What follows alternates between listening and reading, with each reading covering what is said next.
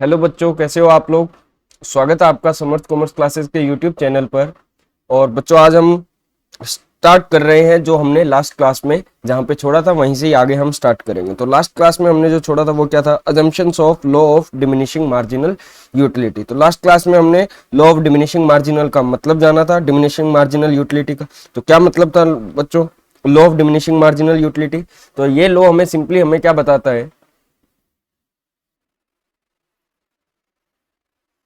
तो ये लॉ हमें क्या कहते हैं? जैसे जैसे क्या होगा, हमारा कंजम्पशन क्या होगा, इंक्रीज होगा, वैसे वैसे हर सक्सेसिव हर नेक्स्ट यूनिट से मिलने वाली जो मार्जिनल यूटिलिटी है वो क्या होती रहेगी? डिमिनिश होती रहेगी। ठीक है, तो ये हमने बेसिकली ये पढ़ा था। देखो, इस लॉ का जो मतलब है वो हमें इस लॉ के नाम से ही क्लियर हो जाता है। Law of diminishing marginal utility मतलब मार्जिनल यूटिलिटी क्या होता रहेगा? डिमिनिश होता रहेगा।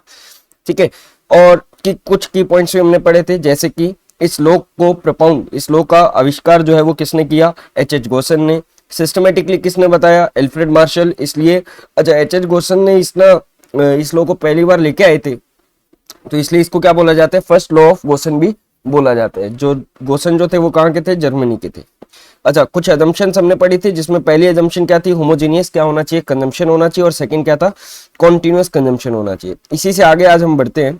थर्ड जो पॉइंट है वो हमारा क्या है? थर्ड पॉइंट ये कहता है कि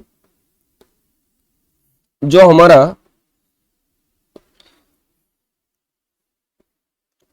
कंजम्पशन होना चाहिए, वो कंजम्पशन किसका होना चाहिए? स्टैंडर्ड यूनिट का कंजम्पशन होना चाहिए। अब स्टैंडर्ड यूनिट का कंजम्पशन क्या मतलब क्या है? स्टैंडर्ड यूनिट का मतलब क्या है? वैसे तो देखो, स्टैंडर्ड यूनिट का मतलब पर्सन टू पर्सन क्या करेगा? डिपेंड करेगा। हर पर्सन के लिए स्टैंडर्ड यूनिट क्या होती है? अलग अलग होती है। लेकिन एक नॉर्मल इंसान, नॉर्मली अगर हम बात करें, जैसे अगर हम चाय की बात करते हैं, तो अगर चाय की बात करें, टी की बात करें, तो टी के लिए कोई भी अगर स्टैंडर्ड यूनिट लेना चाहे तो वो स्टैंडर्ड यूनिट क्या माना जाएगा? एक कप। कप ऑफ टी जो है वो क्या माना जाएगा? स्टैंडर्ड यूनिट माना जाएगा। किसके लिए? टी के लिए। ऐसे ही अगर मैं किसकी बात करूं, मिल्क की बात करूं, तो जनरली दूध की जो मैं बात करता हूं तो एक क्या माना जाता है? ग्लास माना जाता है। ऐसे ही जब मैं पानी की बात करूं तो एक स्टैंडर्ड यूनिट क्या माना जाएगा? गिलास माना जाएगा। ऐसे ही अगर मैं रोटी की बात करूं, चपाती की बात करूं, तो रोटी के लिए जनरली एक रोटी जो है वो पूरी क्या माने, एक रोटी जो है वो हमारे लिए क्या मानी जाएगी?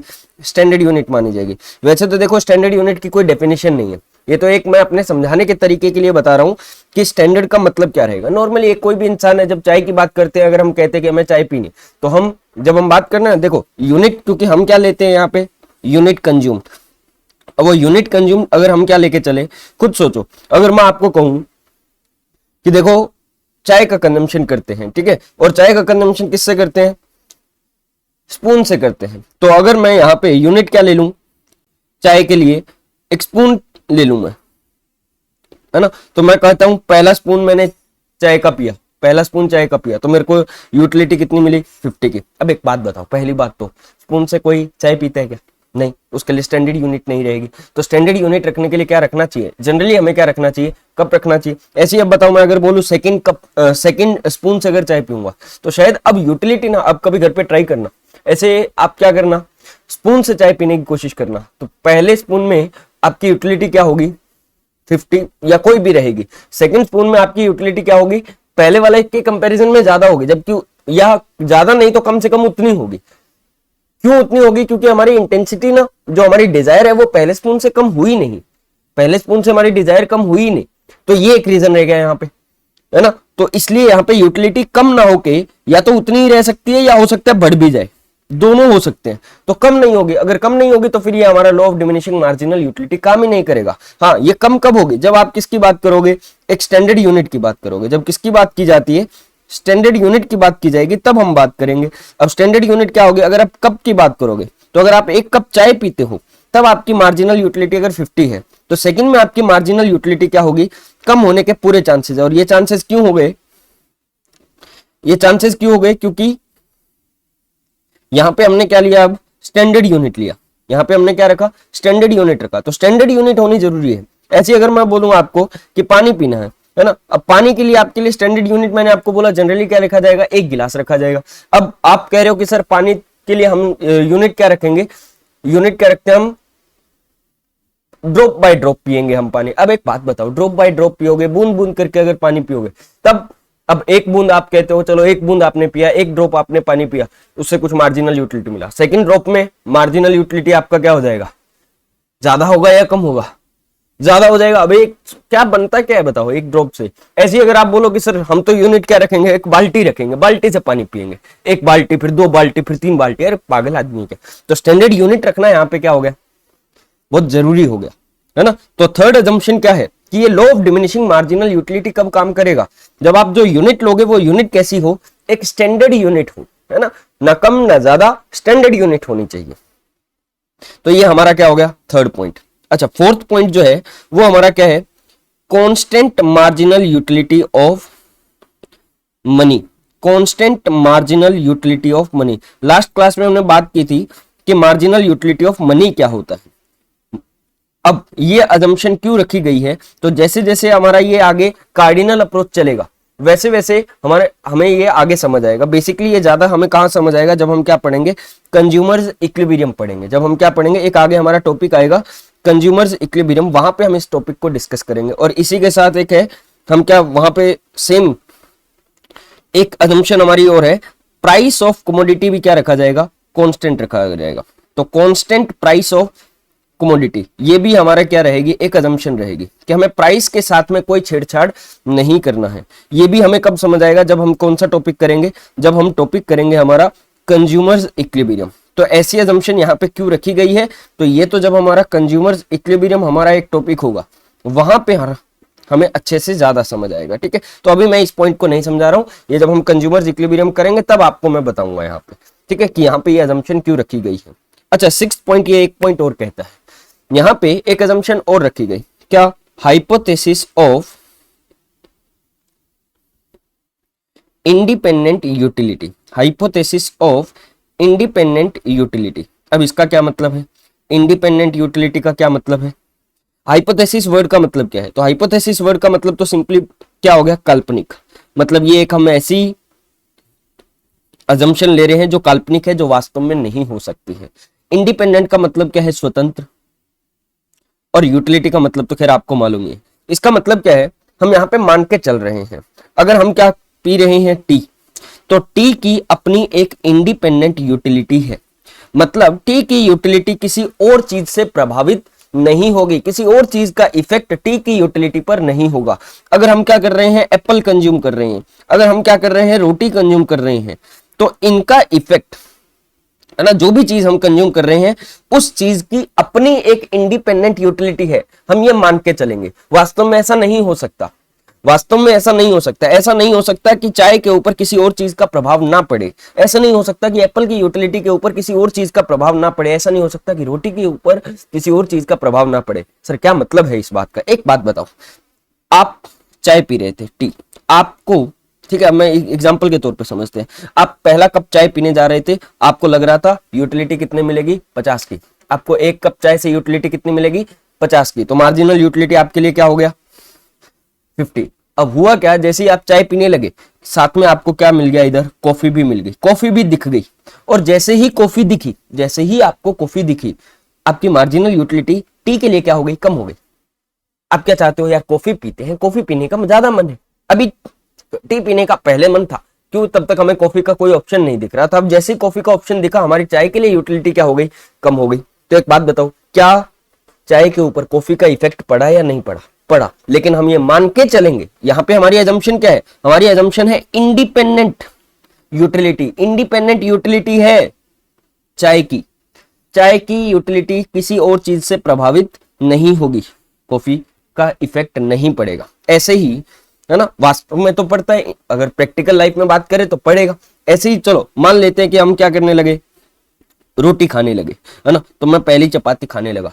अब एक बात हुआ क्या, रोटी जब मैं खाने लगा, मेरे को सब्जी क्या मिली, मेरे को सब्जी मिली हरी सब्जी, कद्दू की सब्जी।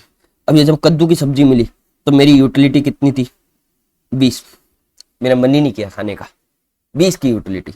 अच्छा, ये कब, जब कद्दू की सब्जी मिली, और जब अच्छा दूसरा, जैसे ही क्या मिली, पनीर की सब्जी, जब क्या मिल दिखी मेरे को, पनीर की सब्जी, मेरी रोटी की यूटिलिटी क्या होगी, 50, मेरा खूब मन कर गया। एक बात बताओ, क्या यहाँ पे रोटी के साथ जो सब्जी खा रहे हैं, रोटी के साथ जो सब्जी खा रहे हैं, क्या उस सब्जी का इफेक्ट रोटी की यूटिलिटी पे पड़ रहा है या नहीं पड़ रहा, पढ़ रहे हैं, लेकिन हम तो क्या मान के चलते हैं, हमारी यहाँ पे अजम्पशन क्या है, हमारी अजम्पशन है इंडिपेंडेंट यूटिलिटी, कि यहां पर किसी और चीज का इफेक्ट किसके ऊपर नहीं पड़ेगा, रोटी की यूटिलिटी के ऊपर नहीं पड़ेगा। ठीक है, ये हम मान के हुए चल रहे हैं। ऐसे ही जैसे ही मैं क्या खाने लगा, एप्पल के लिए मेरी यूटिलिटी मेरे को क्या लग रही है, फर्स्ट एप्पल पर मेरे को यूटिलिटी लग रही है 100 यूटिल्स। अच्छा, जैसे ही मेरे को क्या दिखा इधर, जैसे ही मेरे को यहाँ पे ऑरेंज दिखा, मेरे को ऑरेंज खाने का ज्यादा शौकीन हूं मैं। ठीक है, तो मेरे को एप्पल पहले नहीं दिख रहा था, जैसे ही मेरे को ऑरेंज का ऑप्शन मिल गया, मेरी इसके लिए यूटिलिटी क्या हो गई, कम हो गई। 100 से सीधा कित पर आ गया, 20 पर आ गया, कम हो गई। क्यों? क्योंकि मेरा ऑरेंज खाने का मन ज्यादा हुआ। अब सुनो, दो टाइप के गुड्स होते हैं जनरली। जैसे अगर मैं बात करूं यहाँ पे टी एंड कॉफी, एक बात बताओ, कोई भी आदमी जनरली क्या पिएगा, या तो टी या कॉफी, तो मतलब दोनों में से एक। तो ऐसे गुड्स को हम क्या बुलाते हैं, सब्स्टिट्यूट गुड्स। सब्स्टिट्यूट दो गुड्स ऐसे जो एक दूसरे की जगह पे यूज किए जा सकते हैं, टी एंड कॉफी। ठीक है, या तो चाय पी सकते हैं या कॉफी पी सकते हैं। ऐसे ही एप्पल एंड ऑरेंज, या तो जनरली हम एप्पल खाएंगे या ऑरेंज खाएंगे, तो दोनों एक दूसरे की जगह यूज किए जा सकते हैं। लेकिन एक बात बताना, तो ये ऑरेंज और एप्पल भी क्या हो गया, सब्स्टिट्यूट गुड्स, है ना। फिर अब यहां पे अगर बात करूं कि रोटी और जो सब्जी थी हमारे ना, रोटी और जो सब्जी थी, अब ये सब्जी, रोटी सब्जी जो है, ये अलग अलग कंज्यूम नहीं करते हैं। ऐसे नहीं कहते कि कोई या तो मैं रोटी खाऊंगा या सब्जी खाऊंगा, ये तो साथ में यूज किया जाता है। तो ऐसे गुड्स को हम क्या बुलाते हैं, कॉम्प्लीमेंट्री गुड्स। कॉम्प्लीमेंट्री गुड्स, तो एक बात बताओ, कॉम्प्लीमेंट्री गुड्स कौन से हो गए, ऐसे गुड्स जिनको एक साथ यूज किया जाता है। और सब्स्टिट्यूट गुड्स कौन से हो गए, जिनमें से चॉइस होती है हमारे पास, या तो ये या ये, है ना। तो ये बेसिकली क्या है, रोटी सब्जी तो क्या है, पति पत्नी। रोटी सब्जी का मतलब कॉम्प्लीमेंट्री गुड्स, जो दोनों क्या चलेंगे, साथ साथ। हाँ, पति पत्नी, हस्बैंड वाइफ जो है वो क्या है, कॉम्प्लीमेंट्री गुड्स, साथ साथ चलेंगे। और यहाँ पे सब्स्टिट्यूट का मतलब या ये, तो मतलब ये कौन है, सास और बहू। हाँ, सास बहू दोनों में से एक, है ना, दोनों में से एक, वो सब्स्टिट्यूट, या सास या बहू, है ना। तो पति पत्नी कौन से हो गए, कॉम्प्लीमेंट्री। अब एक बात बताना, हमारे गुड्स के ऊपर जो भी हम कंज्यूम करने जा रहे हैं, हमारे गुड्स के ऊपर जो भी चीज हम कंज्यूम करने जा रहे हैं, क्या उसका इफेक्ट प्रैक्टिकल लाइफ में दूसरे गुड्स का इफेक्ट उनके ऊपर पड़ेगा या नहीं पड़ेगा, दूसरे गुड्स का इफेक्ट पड़ेगा। मतलब सब्स्टिट्यूट गुड्स, ऑरेंज का इफेक्ट पड़ेगा एप्पल के ऊपर, कॉफी का इफेक्ट पड़ेगा टी के ऊपर, और कॉम्प्लीमेंट्री गुड्स का भी इफेक्ट पड़ेगा। तो इसका मतलब रियल लाइफ में तो पड़ता है, लेकिन हमारी एजम्पशन क्या है, हाइपोथेसिस, हम एक काल्पनिक बात कर रहे हैं यहाँ पे। और वो काल्पनिक बात क्या है, इंडिपेंडेंट यूटिलिटी होगी किसकी, इंडिपेंडेंट यूटिलिटी होगी किसकी, जो भी गुड्स हम कंज्यूम करने जा रहे हैं उसकी, मतलब उसके ऊपर किसी और चीज का इफेक्ट नहीं पड़ेगा। उसको हम क्या बोल रहे हैं, हाइपोथेसिस ऑफ इंडिपेंडेंट यूटिलिटी।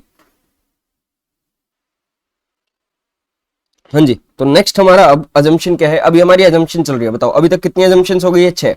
कौन कौन सी, सबसे पहले हमारी अजम्पशन क्या थी, कंजम्पशन कैसा होना चाहिए, होमोजीनियस, कॉन्टिन्यूअस, होमोजीनियस यूनिट का कंजम्पशन होना चाहिए, एक जैसी यूनिट का। सेकंड, कॉन्टिन्यूअस कंजम्पशन होना चाहिए, कंजम्पशन लगातार चलना चाहिए, बीच में टाइम गैप नहीं होना चाहिए। स्टैंडर्ड यूनिट का कंजम्पशन होना चाहिए। उसके बाद में हमने बात की constant marginal utility of money रहना चाहिए, और जो कमोडिटी कंज्यूम करने जा रहे हैं उसका प्राइस कांस्टेंट रहना चाहिए। ये दोनों टॉपिक अभी हमने नहीं समझे हैं, ये दोनों अजम्पशन को हम बाद में समझेंगे कि ऐसी अजम्पशन यहाँ पे क्यों ली गई है। ठीक है, ये बाद में समझेंगे। नेक्स्ट हमने किया हाइपोथेसिस ऑफ इंडिपेंडेंट यूटिलिटी। अच्छा, नेक्स्ट हमारी अजम्पशन क्या है, जो हम ऑलरेडी समझ चुके हैं और पहले भी, ये कार्डिनल अप्रोच की ही अजम्पशन है। वो क्या है, कार्डिनल मेजरमेंट ऑफ यूटिलिटी। इसका मतलब क्या है कि हम यूटिलिटी को क्या कर सकते हैं, मेजर कर सकते हैं। Cardinal measurement of utility. एक बात बताओ, ये अजम्पशन हमने जब कार्डिनल अप्रोच स्टार्ट की थी हमने तभी ले लिया था, लेकिन law of diminishing marginal utility specifically फिर से कहता है कि सुनो भैया, ये लॉ तभी काम करेगा जब आप यूटिलिटी को नंबर्स में मेजर कर सकते हो। एक बात बताओ, जब यूटिलिटी को नंबर्स में मेजर ही नहीं कर पाएंगे तो हम कैसे बताएंगे कि जो मार्जिनल यूटिलिटी है वो डिमिनिश होने जा रहा है ना। जब नंबर्स में नहीं कंपैरिजन कर पाएंगे तो फिर ये बताना मुश्किल हो जाएगा कि यूटिलिटी क्या हो रही है, डिमिनिश हो रही है। तो ये कहता है कि आपको भी ये मानना पड़ेगा यहाँ पे कि यूटिलिटी डिमिनिश होगी। ये तो हमने ऑलरेडी बात कर ली थी, क्योंकि मुन्ना भाई ने कहा है ना, भाई ने कहा है तो मानना पड़ेगा ही पड़ेगा। अच्छा, उसके बाद में 8 पॉइंट जो है वो हमारा क्या है, रैशनल कंज्यूमर। रैशनल कंज्यूमर का मतलब समझदार, एक ऐसा कंज्यूमर जिसको अपने भले अपने बुरे के बारे में मालूम है। देखो इकोनॉमिक्स के अंदर हम जितनी भी बातें करते हैं वो सारी की सारी एक रैशनल पर्सन के ऊपर करते हैं, और यहाँ पे ये जो कॉन्सेप्ट है वो कंज्यूमर का है। तो हम मान के चलते हैं कि जब हम law of diminishing marginal utility की बात करें तो वो किसके लिए बात होगी, एक रैशनल कंज्यूमर के लिए बात होगी। अब रैशनल कंज्यूमर कौन हो गया, वो पर्सन। देखो इकोनॉमिक्स के अंदर रैशनल कंज्यूमर की बात जब हम करते हैं तो उसका मतलब क्या होता है, रैशनल कंज्यूमर का मतलब एक वो कंज्यूमर जो कि हमेशा क्या चाहता है, अपनी सेटिस्फेक्शन को मैक्सिमम चाहता है। वो कंज्यूमर जो एक अपने सेटिस्फेक्शन को हमेशा क्या चाहे, मैक्सिमाइज करना चाहे। A person who wants maximum satisfaction,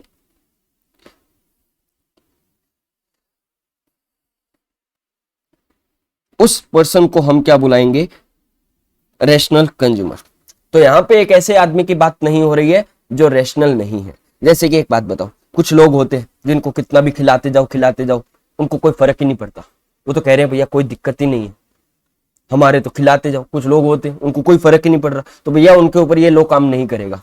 कुछ लोग होते हैं कंजूस होते हैं, उनके ऊपर भी ये लो काम नहीं करेगा। कुछ दिमाग से पैदल होते हैं, उनके ऊपर भी ये लो काम नहीं करेगा। तो एक रैशनल पर्सन के ऊपर ही, समझदार इंसान के ऊपर ही ये लो जो है वो काम करने वाला है। तो ऑलमोस्ट हमारी सारी अजम्पशंस हो गई हैं। आ जाओ हम फटाफट एक बार इन अजम्पशंस को हम बुक से भी रीड कर लेते हैं।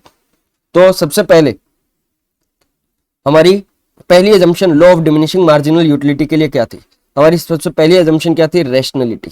क्या होना चाहिए, हम क्या मान के चलते हैं, एक ऐसा पर्सन कंज्यूमर क्या होना चाहिए, रैशनल होना चाहिए। और वो पर्सन हमेशा क्या गेन करेगा, क्या अटेन करने की कोशिश करेगा, मैक्सिमम सेटिस्फेक्शन चाहेगा फ्रॉम हिज लिमिटेड मनी। जितना भी उसके पास में पैसा है उस पैसे से वो क्या करना चाहेगा, अपना सेटिस्फेक्शन मैक्सिमाइज करना चाहेगा। सेकंड कहता है cardinal measurement of utility. Cardinal measurement of utility का मतलब नंबर्स में हम क्या कर सकते हैं, मेजर कर सकते हैं, ऑलरेडी डिस्कस हो चुका है। थर्ड पॉइंट अभी हम नहीं कर रहे हैं, इसमें मेन एक बार के लिए आप हाईलाइट करना चाहो तो कर लेना, इस लाइन को हम बाद में समझेंगे। Money is the measuring road of utility, ये बड़ा जरूरी है, ठीक है। ये चलो हम बाद में समझेंगे कि इस लाइन का क्या मतलब है, क्यों ऐसा लिखा गया है। इसने क्या बोला है कि यूटिलिटी को मेजर करने के लिए मेन रोड जो मेजरिंग रोड जो मानी जाएगी वो क्या मानी जाएगी, मनी मानी जाएगी। ऐसा क्यों है, इस लाइन का मतलब क्या है, ये भी हम बाद में बात करेंगे, ठीक है। सुनो नेक्स्ट अजम्पशन क्या है, कहता है ऑल अदर फैक्टर्स क्या माने जाएंगे, कांस्टेंट। बेसिकली प्राइस कांस्टेंट माना जाएगा, कंज्यूमर का टेस्ट प्रेफरेंस, उसकी इनकम, उसके हैबिट, उसके टेम्परामेंट, फैशन, सब चीजें हम मान के चलेंगे कि भैया कुछ भी चेंज नहीं हो रहा है, बाकी सब चीजें क्या मान के चलो, कांस्टेंट। देखो इकोनॉमिक्स के अंदर ऐसी अजम्पशंस बहुत बार आएगी ही आएगी। तो फोर्थ पॉइंट हमने किया नहीं था लेकिन अभी हमने कर लिया है। फोर्थ पॉइंट क्या है, ये कहता है कि सब चीजें आप क्या मान के चलोगे, constant. Price constant, test preference, income, habit, temperament, सब चीजें कांस्टेंट रहेगी। उसके बाद में कहता है ये थ्योरी क्या एज्यूम करती है कि टाइम गैप नहीं होना चाहिए, there is no time gap और interval between consumption of different units. तो डिफरेंट यूनिट्स का जब कंजम्पशन कर रहे हैं तो उसमें टाइम गैप नहीं होना चाहिए। बेसिकली ये क्या कह रहा है कि कंजम्पशन कैसा हो, कॉन्टिन्यूअस कंजम्पशन होना चाहिए। कंजम्पशन कैसा होना चाहिए, कॉन्टिन्यूअस कंजम्पशन होना चाहिए।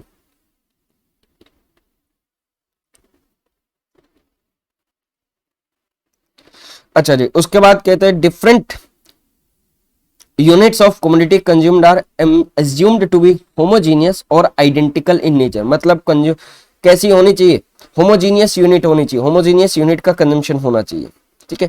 उसके बाद में कहते हैं different units consumed should consist of standard unit. Unit कैसी हो, स्टैंडर्ड यूनिट होनी चाहिए, बिना स्टैंडर्ड यूनिट के काम नहीं चलेगा, ठीक है। उसके बाद में ये कहता है मार्जिनल यूटिलिटी ऑफ मनी को हम क्या मान के चलेंगे, कांस्टेंट मान के चलेंगे। मार्जिनल यूटिलिटी ऑफ मनी को कांस्टेंट मान के चलेंगे। ऐसा क्यों हुए, तो ये हमारा अभी के लिए पेंडिंग है, इसको समझना है हमें, ठीक है।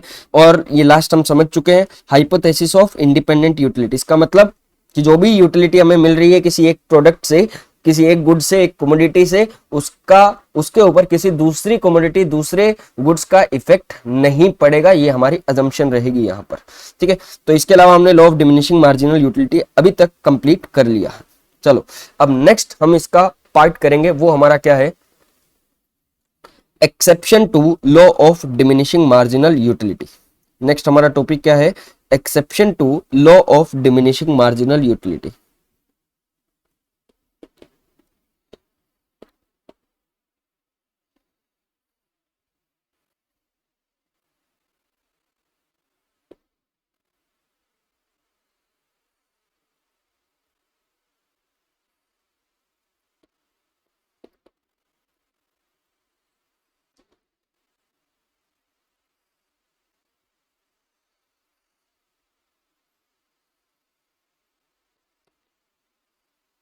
चलो शॉर्ट में लिख देता हूँ इसको, ठीक है। तो ये हमारा नेक्स्ट हमारा कॉन्सेप्ट रहने वाला है।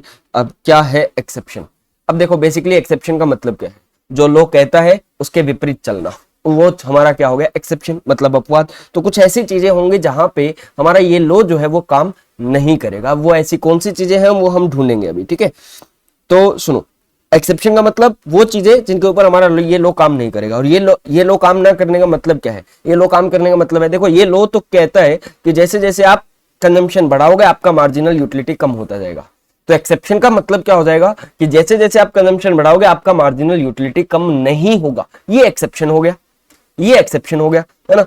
अब इसमें पहला क्या हो गया, जैसे कि देखो एक्सेप्शन में अगर पहला देखोगे जहां पे आपका मार्जिनल यूटिलिटी कम नहीं होगा, सबसे पहला क्या है, एक बात बताओ, अगर आपको अगर क्या मिल रहा है, गोल्ड कहीं पे, या आपको क्या मिल रहा है, डायमंड, एक बात बताना, क्या हर नेक्स्ट यूनिट के साथ आपका मार्जिनल यूटिलिटी कम होगा क्या? बताओ। आपको मैंने पहले 2000 का नोट दिया, अच्छा इसमें मनी भी ले सकते हैं, चलो एक बात बताना, मैंने आपको पहला नोट दिया किसका, 2000 रुपए का, या पहला एक गोल्ड बिस्किट दिया मैंने आपको, आपका कुछ मार्जिनल यूटिलिटी आया, है ना, आपका कोई ना कोई मार्जिन, मान लेते हैं यहाँ पे आपका मार्जिनल यूटिलिटी आ गया 100 का, आपको मैंने गोल्ड का बिस्किट दिया, आपको मैंने 100 रुपए का नोट दिया या 2000 रुपए का नोट दिया, तो आपका मार्जिनल यूटिलिटी आया 100। अच्छा सेकंड नोट आपको देता हूँ 2000 का, या सेकंड बिस्किट देता हूँ आपको गोल्ड का, तो आप क्या कहोगे, नहीं नहीं रहने दो, अभी तो हमारा मार्जिनल यूटिलिटी कम हो गया है। नहीं, आपका यहाँ पे कोई मार्जिनल यूटिलिटी कम नहीं होगा, है ना, उल्टा हो सकता है आपका मार्जिनल यूटिलिटी क्या हो, ज्यादा हो। तो ये लो जो है वो किसके ऊपर काम नहीं करेगा? बताओ, आपको मैं डायमंड देता हूं भाई, पहला डायमंड में आपको मार्जिनल यूटिलिटी मिलेगा, सेकंड में और ज्यादा मिलेगा, थर्ड में और ज्यादा मिलेगा। तो ये तो, और ये लालसा खत्म नहीं होती है इंसान की, इंसान पैसे कमाता ही जाता है। देखो अगर पैसे की मार्जिनल यूटिलिटी कम होती, अगर पैसे की मार्जिनल यूटिलिटी कम होती तो अंबानी अभी तक कमाता क्या? वो नहीं कमाता, वो नहीं कमाता। क्यों? अभी उसके मन में अभी भी है कि भैया मेरे को और कमाने, भैया आज भी अगर वो फ्री हो जाए, बैठ जाए ना, उसकी पता नहीं कोई आने वाली कोई 50 पुश्ते आराम से बैठ के खा सकते हैं, लेकिन फिर भी वो कमाए जा रहा है, पागल आदमी है। और इंसान जब क्या है तो कमाता ही रहता है, पूरी उम्र तक कमाता रहता है।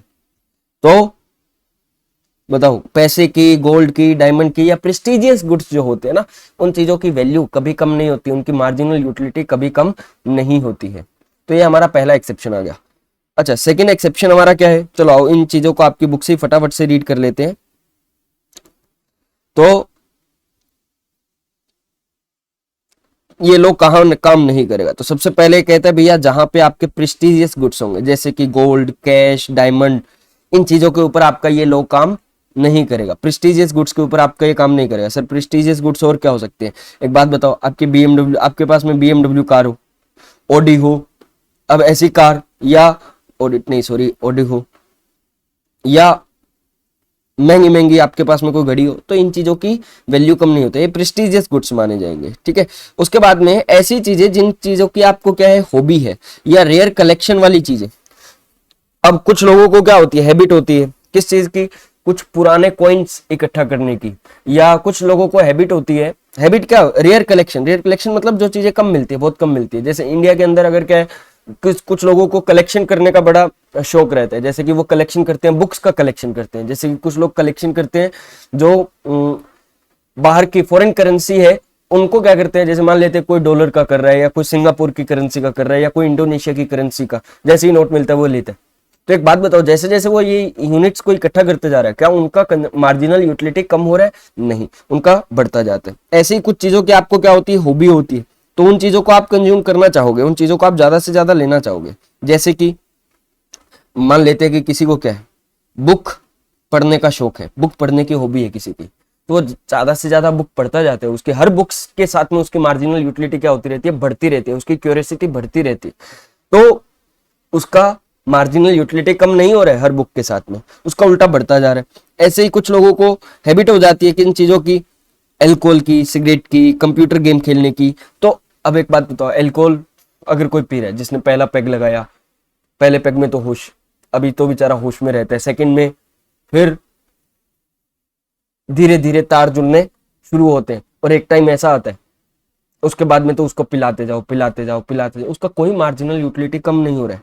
सिगरेट में सेम। कंप्यूटर गेम का अभी बताओ, अभी कितने लोगों को पबजी का शौक है ना, खेलते रहते खेलते रहते खेलते रहते पूरे दिन। अभी तो खैर चल नहीं रहा है, लेकिन जब आएगा तो चलता रहेगा, तो उनका मार्जिनल यूटिलिटी कम नहीं हो रहा है। अच्छा, कुछ लोग creative art, painting, music, poetry, poetry सुनने का शौक है, म्यूजिक सुनने का शौक है। अब म्यूजिक आजकल वाला तो खैर कोई इतना नहीं सुनता है, वो तो क्या चलते हैं, कोई महीना भर चलता है, 2 महीने चलते हैं, लेकिन पुराने वाले अगर आप म्यूजिक सुनोगे तो वो अभी तक चलते आ रहे हैं, लोग अभी तक किशोरदा को सुनते जा रहे हैं। पोइट्री, जो बढ़िया पोइट्री लिखते हैं, अभी तो मेरे को एक का नाम याद नहीं आ रहा, अभी जिनके रिसेंटली क्या हुई थी, डेथ हुई थी, उनकी पोइट्री बड़ी फेमस थी, बहुत लोग सुनते थे। अच्छा, क्रिएटिव आर्ट, आप में से भी कुछ लोग होंगे पेंटिंग बनाने वाले होंगे, तो वो पेंटिंग बनाते जाते हैं, उनको उनकी हर नेक्स्ट पेंटिंग के साथ या क्रिएटिव आर्ट के साथ उनकी मार्जिनल यूटिलिटी क्या हो रही है, बढ़ रही है, उनकी मार्जिनल यूटिलिटी डिमिनिश नहीं हो रही है। ठीक है, उसके बाद में ये लोग वहां पे भी फेल हो जाता है, जो लोग क्या होते हैं, मिजरली बिहेव करते हैं, पागलपन वाले। ये वैसे इसको फेल कहना गलत है, क्योंकि हम अजम्पशन लेके चले थे कि कंज्यूमर क्या होना चाहिए, रैशनल होना चाहिए। अब कोई रैशनली अगर बिहेव ही नहीं कर रहा है तो फिर उसके ऊपर तो ये लो लगेगा ही नहीं। ठीक है, तो ये कुछ एक्सेप्शन हो गए हैं इस लो के, जहां पे ये लो जो है वो हमारा काम नहीं करेगा। ठीक है, तो एक्सेप्शन क्या हो गए, प्रेस्टिजियस गुड्स, हॉबीज वाले गुड्स, रेयर कलेक्शन वाली चीजें, या क्रिएटिव आर्ट, पेंटिंग के ऊपर, म्यूजिक के ऊपर, पोइट्री के ऊपर, एल्कोहल, या इसको बेसिकली हम क्या बुला सकते हैं, हैबिचुअल गुड्स। ये वाली चीजें कौन सी हो गई, हैबिचुअल गुड्स जो हो गए, जिनकी आपको आदत लग गई है। ठीक है, तो इनके ऊपर हमारा ये लो काम नहीं करेगा। चलो, तो इसी के साथ हमारा ये law of diminishing marginal utility होता है कंप्लीट। अब नेक्स्ट हम समझते हैं कंज्यूमर इक्विलिब्रियम, तो वो नेक्स्ट हम करेंगे नेक्स्ट क्लास में। ठीक है, चलिए जी, एक बार फटाफट से law of diminishing marginal utility को हम रिवाइज कर लेते हैं। अच्छा, एक बात सुनना, मैंने आपको बताया नहीं, शायद वो रह गई हमारी बात, इस डायग्राम को देख के आपको बता देता हूं, पता नहीं बताई थी या नहीं। सुनो, हमने बात की थी किसके बीच, relation between total utility and marginal utility. तो आप फटाफट से इसको पढ़ लेते हैं, एक बार यहां से पढ़ते हैं, फिर आपको एक इसमें नई बात बताता हूं जो मैंने आपको शायद पहले नहीं बताई थी। ठीक है, तो एक रिलेशन क्या होता है टोटल यूटिलिटी में, तो कहते हैं टोटल यूटिलिटी राइज, इंक्रीज होता है कब, as long as MU is positive. सही बात है, जब तक मार्जिनल यूटिलिटी पॉजिटिव है तब तक टोटल यूटिलिटी बढ़ता रहेगा, जब तक मार्जिनल यूटिलिटी पॉजिटिव है। ठीक है, भले ही गिर रहा हो मार्जिनल यूटिलिटी, लेकिन है पॉजिटिव अभी भी, तो आपका टोटल यूटिलिटी क्या होता रहेगा, इंक्रीज होता रहेगा। लेकिन किस रेट से होगा, ये डिमिनिशिंग रेट से। क्यों, क्योंकि मार्जिनल यूटिलिटी क्या हो रहा है, डिक्रीज हो रहा है। अच्छा, मार्जिनल यूटिलिटी जो है वो डिमिनिश होता है थ्रू आउट, नॉर्मल रूल तो यही कहते हैं कि मार्जिनल यूटिलिटी क्या होता रहेगा, कम होता रहेगा।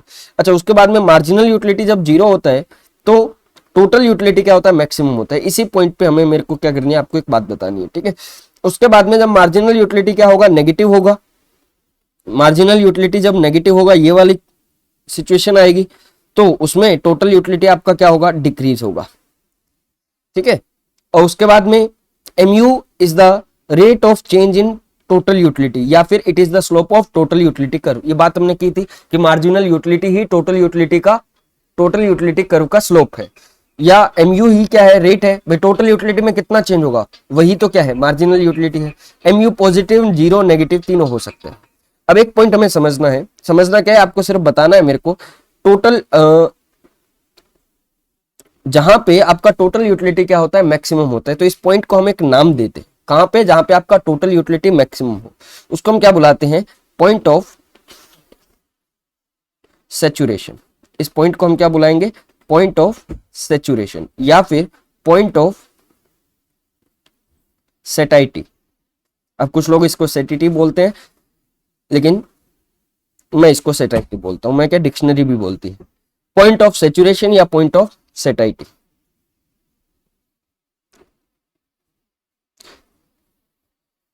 तो चलो, यही मेरे को आपको बताना था कि जहां पे आपका टोटल यूटिलिटी क्या हो, मैक्सिमम हो। कई बार एग्जाम में पूछ लिया जाता है,